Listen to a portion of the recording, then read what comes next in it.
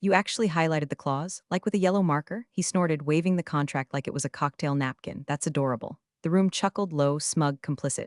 My jaw didn't move. My heart didn't even tick faster. But I mentally penciled a little black X over his name. It was my 14th year in that office, and I knew how to spot rot before it smelled. The new VP, Chase, yes, Chase, because of course that's his name, had rolled in 2 months prior like a frat boy who won a startup in a raffle.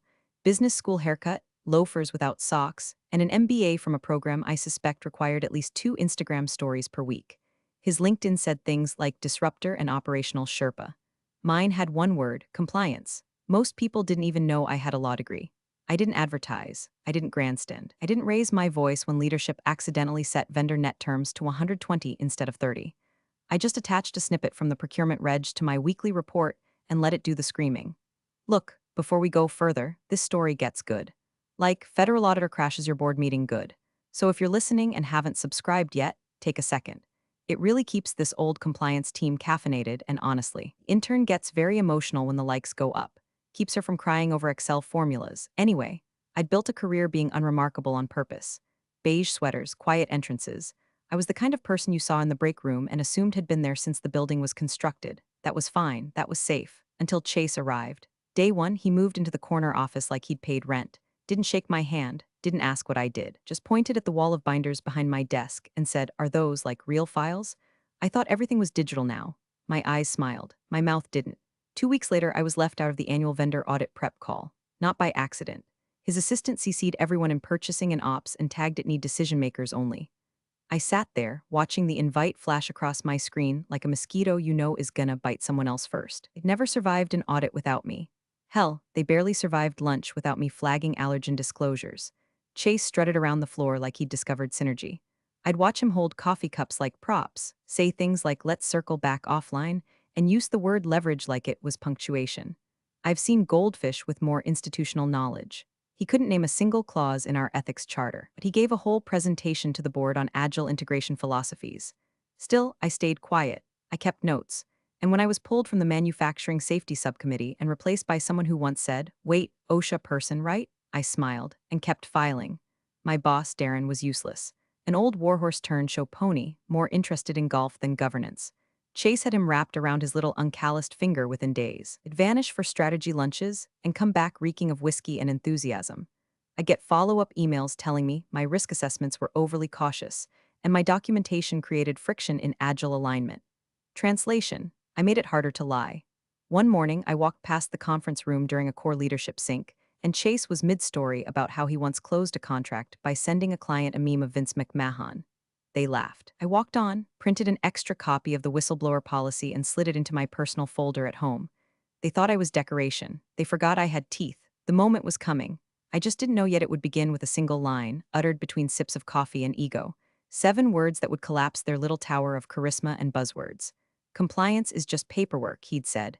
And when he said it, the room laughed again. But I didn't. The meeting was held in Conference Room C, colloquially known as the icebox, because the AC always blew like it was trying to refrigerate regrets.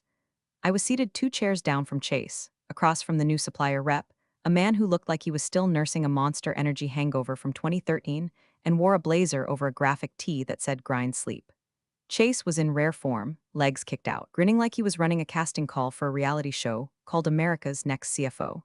"So walk us through your integration roadmap," he said, leaning forward like he had any idea what an ERP compliance module even was. The rep gave a half-baked pitch about modular optimization and elastic component chains, which sounded like he'd eaten a supply chain white paper and vomited it onto the table. Then he said it. "We're still in the process of getting listed on the federal vendor database, but we're confident it'll be approved in the next quarter." I blinked. A little too long. I cleared my throat. "Just to confirm, your firm is not yet approved under DFARS 252.204 to 7012 for handling CUI data related to defense components." The rep froze for a millisecond, then nodded slowly. "Right, but we're almost there. It's just a formality," Chase chuckled. "Come on. Compliance is just paperwork. I heard it. So did everyone else." They laughed. Light, easy. Like he'd just made a harmless dad joke instead of publicly waiving federal reporting obligations in a room full of people holding contracts tied to national supply chains. My hand didn't tremble. I didn't even blink. I just reached down, discreetly tapped my phone screen under the table, and let it capture the next 30 seconds. That was all I needed. You have to understand, in compliance, silence is our sniper rifle. You don't go screaming through the halls when someone screws up. You document, you timestamp. You let them walk into their own shadows. And in that moment, hearing him laugh about the regulatory backbone of our entire industry, I felt something old crack clean in half inside me. 14 years of we'll fix it next quarter. 14 years of being too cautious, too slow, too bureaucratic.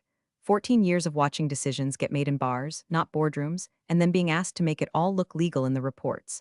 Compliance is just paperwork. You don't recover from saying that. Not when you've got 7 active contracts under GSA oversight and a half dozen procurement cycles tied to DoD grant compliance.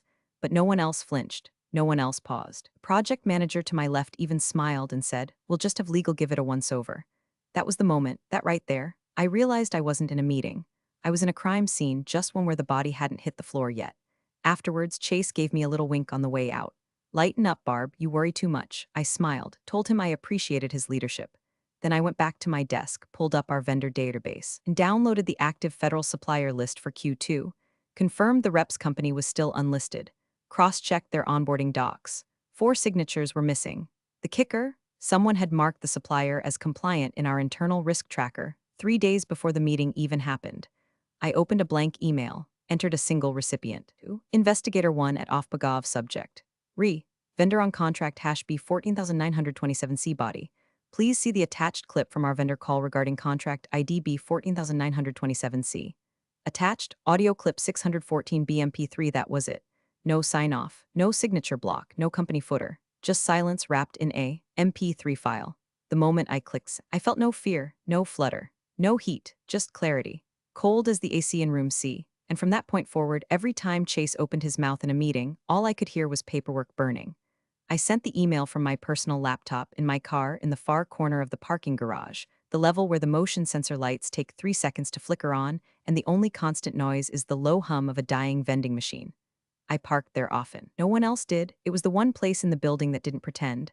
My finger hovered over the send button for maybe half a second, not out of hesitation, out of ritual. I was saying goodbye to something, not my job, not even my peace, just the illusion that the system would ever fix itself. Click, gone. The moment the email left my outbox, I felt a strange stillness. Not calm, not relief, like the air had paused, like the story had changed chapters and no one else had noticed yet. I didn't have to wait long. By the next morning, a request came through per routine audit tracebacks asking for a full vendor compliance chain on any recent component partnerships tied to federal grants. It was polite, phrased like a seasonal check-in. But the document list they included? Surgical. They knew exactly what they were looking for, which meant someone had read my clip. Someone had listened to Chase's smug voice bouncing off those cheap conference room walls and thought, "Oh, that's actionable." I kept my face blank when I passed Chase in the hallway. He was complaining to our legal intern about how red tape ruins innovation. I didn't slow down. I had a folder to finish preparing, one that listed every procurement form Chase had touched since his first day, and which ones magically skipped signatures, compliance review, or both. By lunch, procurement was in a tailspin. Some senior manager in vendor relations, Margaret, sweet woman, who microwaves fish in the break room and has no idea how contracts work, emailed the entire department asking if anyone had ever requested a vendor override on contract ID B 14927C. I replied within minutes. No documented override request or sign-off exists under that contract ID. Current supplier remains non-compliant under DFARS clauses as of Q2, per internal process flagging for review. No one responded, but I noticed Margaret walked past my desk 3 times that afternoon and didn't meet my eyes. That evening I was working late. Chase wandered by, sipping something brown from a metal thermos like he wanted everyone to know he drinks whiskey, neat even when it's just cold brew. "Hey Barb," he drawled. "Heard some noise about contract B14 whatever? Legal's getting twitchy." I glanced up. It's probably just a standard request. They run randoms all the time. He chuckled. "Yeah, still, make sure you've got your boxes checked." "Always do," I said and smiled. He walked away. I opened my compliance dashboard and pulled up the digital audit logs. His login had accessed 6 files tied to that vendor in the last 24 hours. 2 were marked read only. Restriction I placed. He tried to edit them anyway. I added the intrusion attempt to my external folder, not the company drive, a real folder with paper, ink, dated. I've learned to keep analog backups. You can't gaslight a hard copy. Later that night, I walked past the glass lobby, empty, dim, the kind of place that looks like it forgot people once worked there. I stood there a moment, staring at my reflection in the glass. Not tired, not scared, just precise. The game had changed. I wasn't a bystander anymore. I was in motion. No more documenting messes after the fact. No more burying warnings in footnotes. This wasn't cleanup. This was targeting. They never heard the shot. They still don't know they've been hit. but the bullet's already in the air. The federal inquiry notice came in with all the subtlety of a polite threat. Subject line in all lowercase, signature from a name no one recognized, and language so deliberately vague it might as well have been written in fog. Please provide clarification regarding internal protocols and compliance verification documentation for recent vendor onboarding related to Contract B 14927C. No further action required at this time. The phrase no further action is a red flag in our world. It's the kind of thing you only write when you're definitely taking further action but want to see who panics first. I watched it land in the inboxes of legal, operations, and procurement. It didn't hit mine. I only knew about it because Margaret, the fish microwaving, contract forwarding manager, had the good grace to forward it with the comment, "Thought you should see this." She didn't look me in the eye when she passed my desk, just kept walking like she hadn't just slid a live grenade under my door with a post-it on it. 20 minutes later, Chase strolled through the office holding his phone like it was a prop in a play he didn't rehearse for. "Anyone else see that weird email from the feds?" He called out, grinning. Probably just some intern trying to make a name for themselves. The room chuckled. Everything was a joke to him, even the slow tightening of the noose. That day, I noticed I was no longer on the weekly manufacturing ops sync invite. The calendar event had updated silently, attendees trimmed, no explanation. It used to be my meeting. Now I was a ghost with a desk and a nameplate no one made eye contact with. Then came the printer. I'd printed risk matrices from the same office printer for 12 years. Every Thursday, color-coded, double-sided, like clockwork. This time, the job hung, then disappeared. I walked to the printer. The little screen said, "Access denied."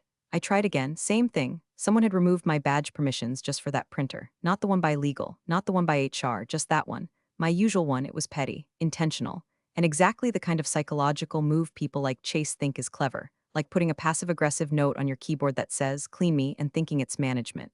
I stood there a moment, alone in the humming silence of the supply room, staring at the printer like it had personally betrayed me. Then I walked back to my desk, calmly opened my personal laptop, and added a new entry to my external log, event hash 42 badge restriction on common use printer in finance pod. Timestamp, 11:13 a.m. No change request submitted. No known security justification. I closed the file and sipped my tea. They thought they were isolating me, cutting me out, weakening my position. But the opposite was true. See, when people stop including you, they forget you're still watching. They act like you can't see what's happening. Like you don't have proxies, workarounds, allies too tired of the chaos to speak but more than willing to forward an email or send a screenshot at 7 p.m. after a couple glasses of wine. Margaret wasn't the only one. I started receiving little fragments. Slack messages, anonymous DMs, notes left under my door. Each one like a breadcrumb in a story everyone sensed was spiraling but no one dared narrate. Did you notice Chase edited the onboarding doc retroactively? Legals asking if the vendor was pre-approved. Wasn't that your call before? Procurement just scrubbed the timestamp logs. Not sure why. They were watching too. The house wasn't burning yet, but the floorboards were hot. And I'd stopped looking for exits. Now I was watching for load-bearing walls. It hit legal first. Wednesday morning, 9:02 a.m., just as the espresso machine outside their office hissed like a warning flare. A second email from the Office of Federal Procurement Audits, this one not vague, not polite, not vague or polite. It was surgical. Please provide full documentation of vendor approval workflows, internal risk assessments, and compliance logs related to Contract B 14927C. Specifically, date-stamped records from 03/01 to 05/18, associated correspondence, and system login records tied to document modifications. There was no further action line this time. Just a due date, 48 hours.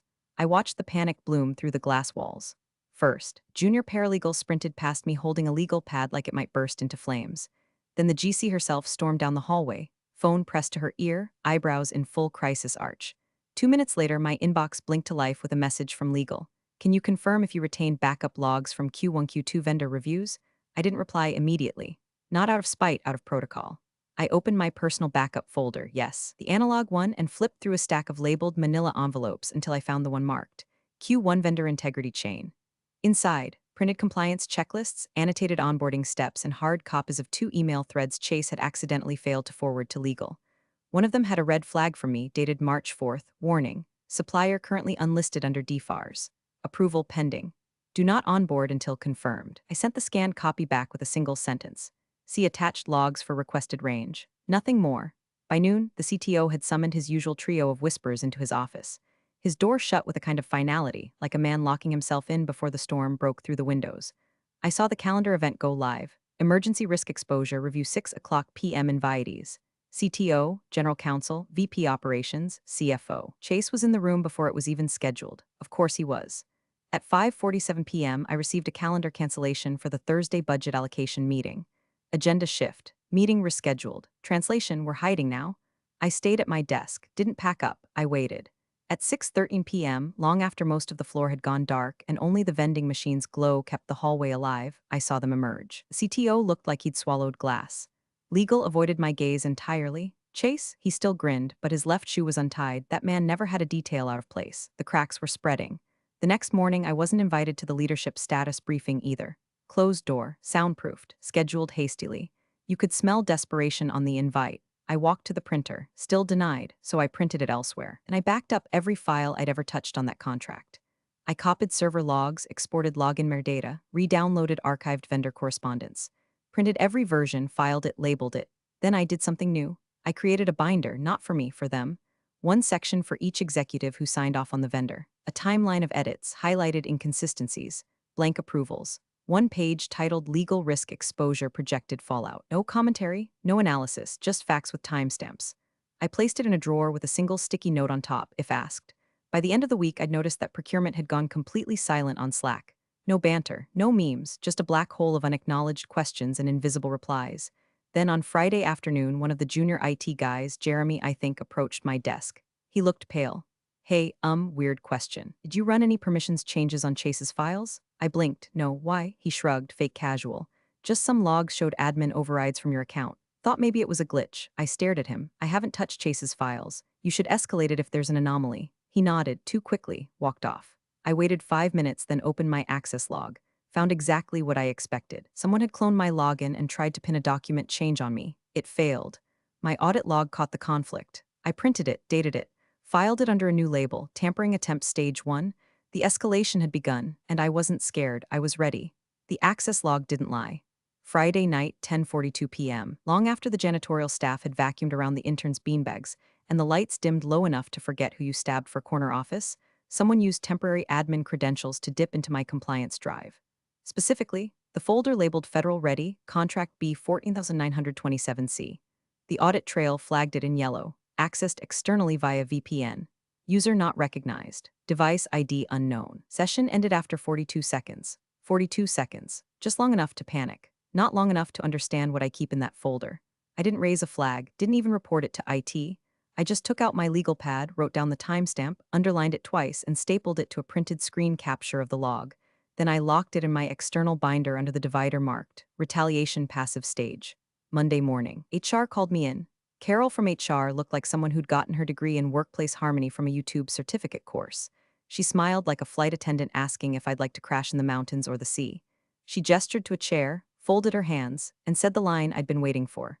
We wanted to talk to you about a potential development opportunity. That phrase should come with a siren. She handed me a printed memo, unlined copy paper. HR font. We believe your deep experience and attention to detail would be invaluable in a strategic culture and values coordinator role. Translated, we want you as far away from compliance as legally possible without firing you and triggering a whistleblower clause.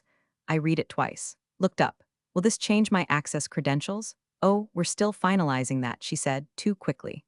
But yes, it would reduce your exposure to sensitive regulatory data, help you focus more on mentorship and culture metrics. I smiled. Genuinely. Wonderful, I said, and folded the memo gently into thirds. Carol blinked. Probably expected a fight or confusion or tears. She didn't expect me to ask if I could have a printed version for my records. I walked straight to the mailroom, printed it again, date, time, badge number in the corner, then walked back to my desk, pulled open my bottom drawer, and slid it into the external binder. New label, attempted reassignment phase 1. Chase wasn't even subtle anymore. That afternoon, someone from facilities came by and asked if I wanted to schedule a desk relocation to the new culture and values pod. I declined politely and logged the timestamp. Then I changed the label on my Slack status to working in place until transition details confirmed. No one responded. The silence was louder than anything. In the halls, people started lowering their voices when I passed. Conversations paused mid-sentence. The ops lead, a man who used to ask me about every acronym in our contracts, suddenly started emailing my junior associate instead. Chase, meanwhile, was doing laps in the office like he'd already won. He stopped by my desk once to offer a smug little shrug.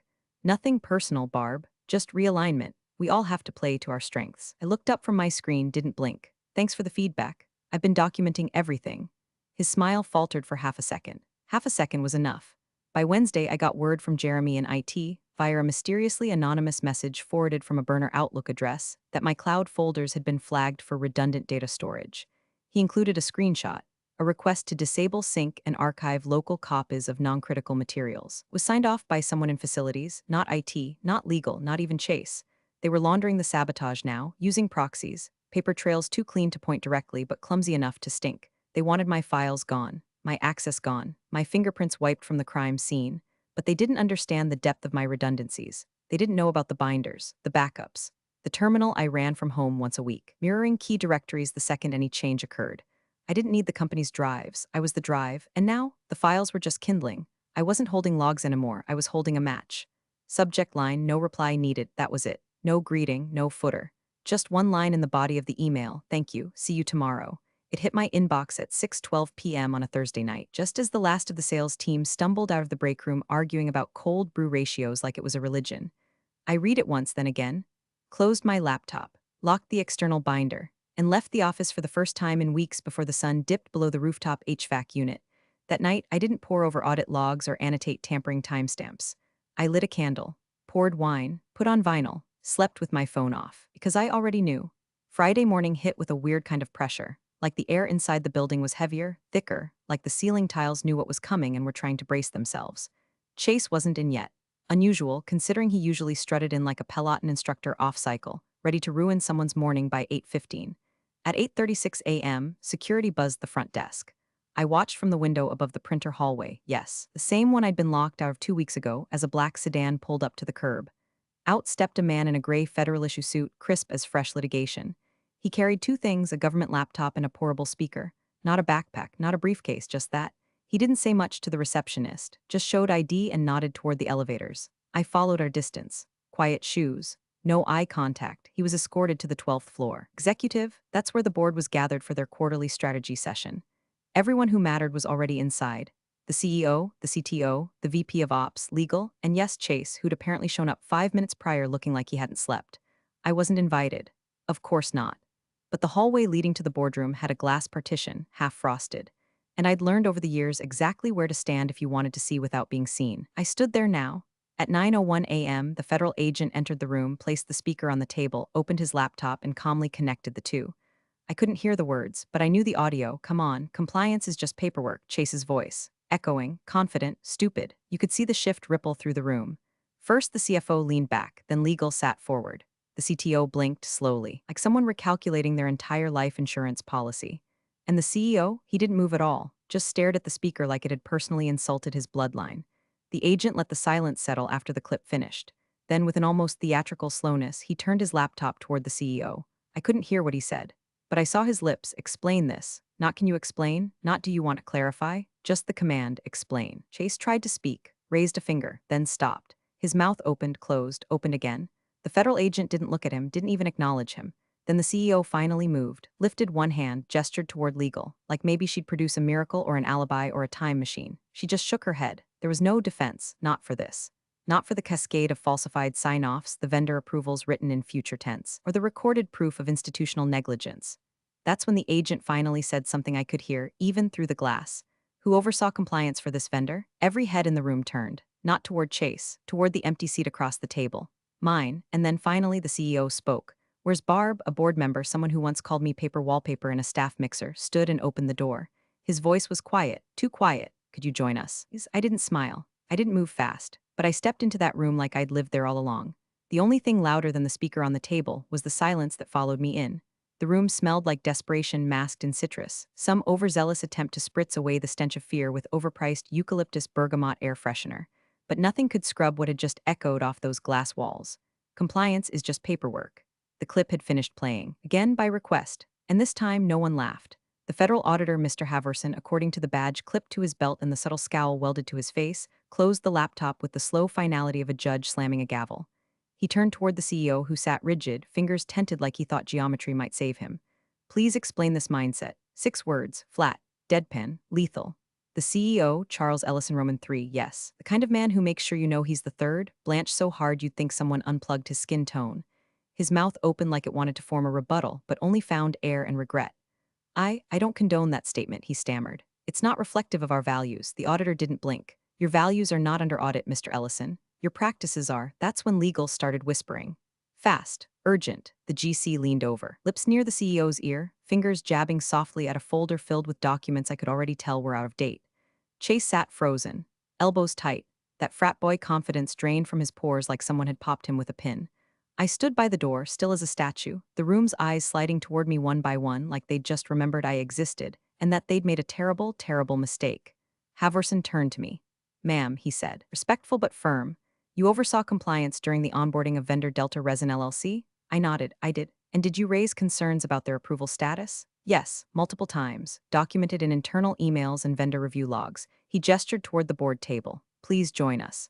The chair next to legal was suddenly vacated with a speed that made it clear the occupant had no appetite for heat.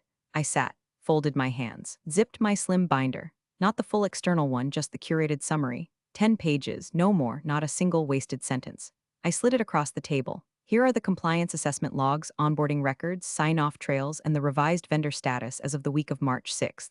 I've highlighted the flagged discrepancies and included an appendix of system login attempts associated with document edits. Haverson flipped the pages. So did the board. No one interrupted. For the first time in my career, not a single executive man in that room dared speak over me. The CTO glanced at a timestamped login attempt. Was this from your account? I shook my head, spoofed. Audit log caught it. I reported it internally. No response. The CFO leaned forward. You flagged this in March, I nodded. Correct. And no action was taken? None that I was copied on. Chase redirected the workflow through facilities. Non-compliance rated access point. That was a kill shot. The auditor closed the binder, slid it back to me with an almost imperceptible nod, and turned to the CEO. Mr. Ellison, you will provide the full compliance chain for this vendor and any others onboarded under your VP's supervision in the last 6 months. If this mindset, he pointed back at the speaker, is systemic, the penalties will be significant. The CEO didn't respond. He just stared at the table like maybe it would cave in and bury him alive. Also, Haverson added, Miss Parker, finally, someone used my name will need unrestricted access to all compliance documentation moving forward. We will be coordinating directly with her for the internal audit. No one objected, not legal, not ops, and definitely not Chase. In fact, Chase suddenly found something very interesting on the floor, as if maybe the carpet pattern would teach him how to avoid prison. The meeting moved on without him. As I stood to leave, the auditor gave me a quiet nod. Not gratitude, not even approval, just recognition. I was no longer paper on the wall. I was the one holding the receipts, and they knew it. They didn't even have the decency to wait until Monday. Friday, 4:41 p.m., 20 minutes before close of business. Just enough time for the announcement to hit like a bomb and leave everyone to stew in it over the weekend. A formal HR bulletin landed in inboxes across the company. Effective immediately, VP of Operations Chase Whitaker is placed on administrative suspension pending a third-party investigation into federal compliance violations. Questions may be directed to legal or the interim compliance oversight chair. No email signature. No thank you for your service. Just a digital guillotine, clean, sterile, and final. My name wasn't in the body of that email, but everyone knew who the interim chair was. I walked the floor like a ghost turned solid. People looked up from their screens and then quickly down again. Conversations stopped mid-sentence. Slack channels fell into eerie silence. Chase's office door was closed, but the light was off. By 5:05 p.m., his nameplate was already gone. He never even packed his things. That night, as I passed his old glass-walled kingdom, I paused for a moment, hand brushing the doorframe. I remembered the first time I stood in that same spot, ignored, underestimated, invisible. Now, the office was empty, but the system was active, rebooting. Down the hall, the printer room door beeped open on the first try. My badge worked again. Not a word, no apology, no official reinstatement notice, just quiet reaccess. Like the company hoped I'd forgive the attempted exile if they gave me back a functioning card reader and didn't make eye contact. I printed exactly one thing, my audit plan. 17 pages, indexed, time-stamped, annotated with a clause from the Code of Federal Regulations right at the top. As per 48 CFR Section 52.203-13, we are obligated to report any credible evidence of misconduct. That line had been laughed off by people like Chase for years. Too long. But when the board convened Monday morning, same glass-walled room, different tone, their smiles didn't reach their eyes. No jokes, no Barb, keep this quick. No sighs when I used full clause citations. They listened. I stood at the head of the table, pointing to a timeline that traced every falsified sign-off, every backdated document, every attempt to bury my reports under HR memos and printer lockouts. I explained how vendor approval chains had been rerouted through departments with no regulatory training. I showed the downstream risk exposure, contracts that could collapse, Federal funds at risk of clawback. Lawsuits waiting in the wings. The same people who once dismissed me as detail-oriented to a fault now leaned in, scribbled notes, asked thoughtful questions. Even legal nodded, not out of obligation, out of fear. Because they finally understood I hadn't been waving red flags, I'd been holding the detonator. The CEO was noticeably absent from that meeting, called to a federal compliance hearing, escorted by two attorneys and what looked like the weight of 5 million misjudgments on his shoulders. I never got to see him off, didn't need to. His story wasn't mine. Mine was this, standing in that boardroom, not shouting, not pointing fingers, just explaining calmly, clearly, coldly how close they came to collapse, not because the system failed, but because they ignored the one person who knew how to keep it breathing. The final scene was simple, glass-walled room, a whiteboard behind me, audit schedule outlined in dry erase. Around the table, the entire leadership team, not slouching, not checking phones, not glancing past me toward the next meeting, just listening. As I spoke, no one interrupted. Not once. And when I finished, the CFO said, softly, whatever you need. I nodded, closed my binder, picked up the marker again. They thought they'd silenced me. But all they did was give me the microphone. Appreciate you sticking around, you legends of the break room. Subscribe for more chaos. Let's make your old managers spill their coffee in fear.